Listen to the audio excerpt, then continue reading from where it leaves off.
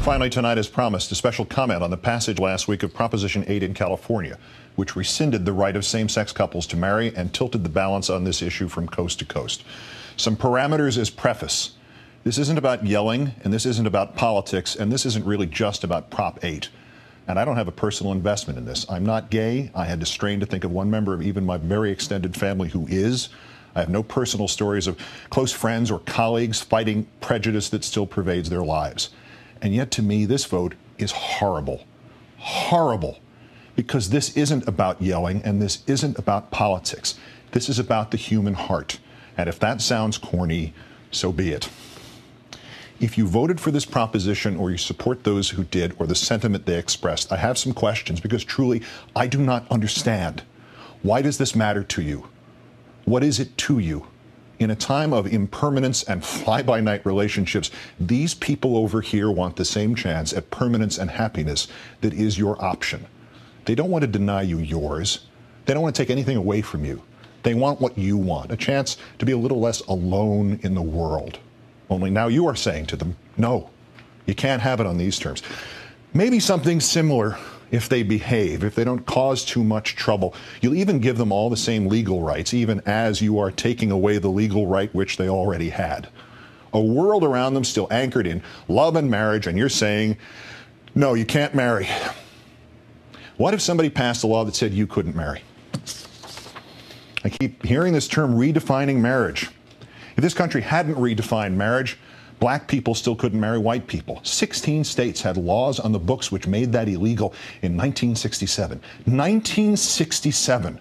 The parents of the president-elect of the United States could not have married in nearly 1/3 of the states of the country their son grew up to lead.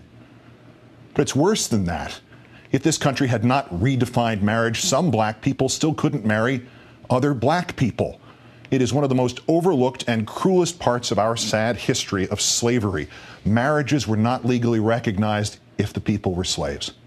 Since slaves were property, they could not be legally husband and wife, nor mother and child. Their marriage vows were different. Not until death do you part, but until death or distance do you part. Marriages among slaves were not legally recognized. You know, just like marriages today in California are not legally recognized if the people are gay. And uncountable in our history are the number of men and women forced by society into marrying the opposite sex in sham marriages, or marriages of convenience, or just marriages of not knowing.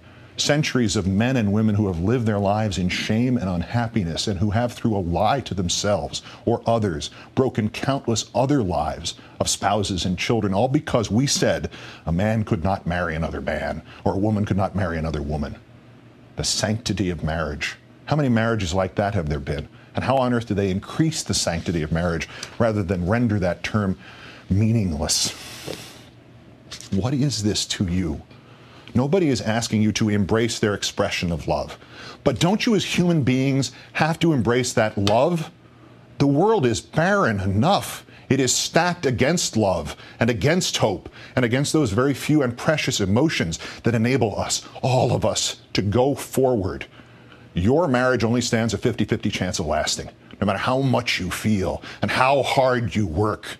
And here are people overjoyed at the prospect of just that chance and that work just for the hope of having that feeling. With so much hate in the world, with so much meaningless division, and people pitted against each other for no good reason, this is what your religion tells you to do? With your experience of life and this world and all its sadnesses, this is what your conscience tells you to do? With your knowledge that life, with endless vigor, seems to tilt the playing field in which we all live in favor of unhappiness and hate, this is what your heart tells you to do? You want to sanctify marriage? You want to honor your God and the universal love you believe he represents? Then spread happiness, this tiny symbolic, semantical grain of happiness. Share it with all those who seek it.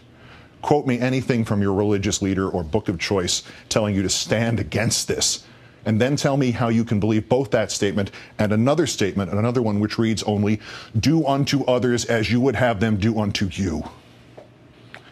You are asked now by your country, perhaps by your Creator, to stand on one side or another. You are asked now to stand not on a question of politics, not a question of religion, not on a question of gay or straight. You are asked now to stand on a question of love.